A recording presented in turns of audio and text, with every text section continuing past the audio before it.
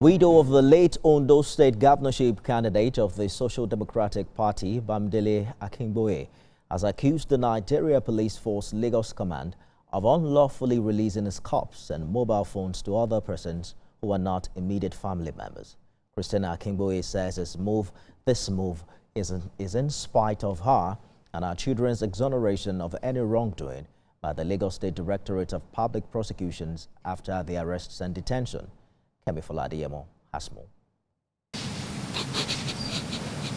In a public appeal to President Bola Tinubu, the Senate and the Inspector General of Police, Christiana Akinboye alleged that the conduct of the police after her husband's death amounts to abuse of power, breach of due process and a deliberate marginalization of the deceased's immediate family. She says her husband's mobile phones and medications were collected from her during the investigation of the death, which emanated from a petition by her stepson. After being cleared of any wrongdoing, Mrs. Akinboye adds that her lawyers formally wrote to the police and the morgue asking that neither the politician's body nor his personal effects should be released to any person without the consent of the immediate family or an order of court. The family says the police ignored these formal demands. They had reached out to me that they wanted these phones. I didn't keep it away from them. I gave them both phones, thinking they would do the right by me. But unfortunately, I'm afraid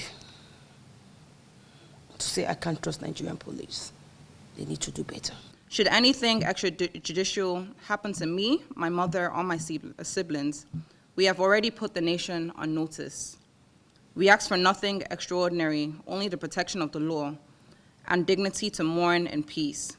After news had gotten to me that my father's body had been moved from the morgue without our notice or our consent, I called my stepbrother, Samuel Akinboye, and I asked him if he knew anything about it. And he told me specifically that he had nothing to say to me and he doesn't have to explain himself to me in any way. And he dropped the phone on me. The widow also explains how the family deposited the corpse at the morgue. I was the one that took my husband's body to the mortuary. And when they had asked me to come do the documentation, I had asked them to allow me. I called Samuel, my son, because I practically trained him when he was from 6 years old. We lived together in the US for 12 years.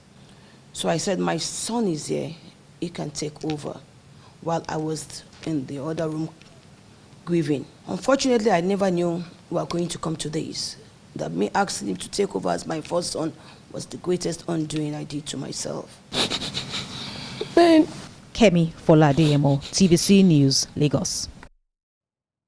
But the Nigeria Police Force Lagos Command has denied Mrs. Akinboye's accusations. The Commissioner of Police, Olorundare Jimo, stated in a phone conversation that the late Bamidele Akinboye's phones are in safe custody at the State Criminal Investigation Department, Kranti, as the case is yet to be closed. The police command also says it legitimately authorized the release of the cops as requested for by a monarch of the area where the deceased hailed from in Ondo State. TVC News also gathers from the police command that the corpse was deposited by the stepson at the General Hospital Lagos Island morgue where the autopsy was performed. The authorities stated that as government hospital mortuary protocols demand, the mortuary authorities will only release the corpse to whoever deposited same on their record upon clearance from the police, which they say may have happened in this case.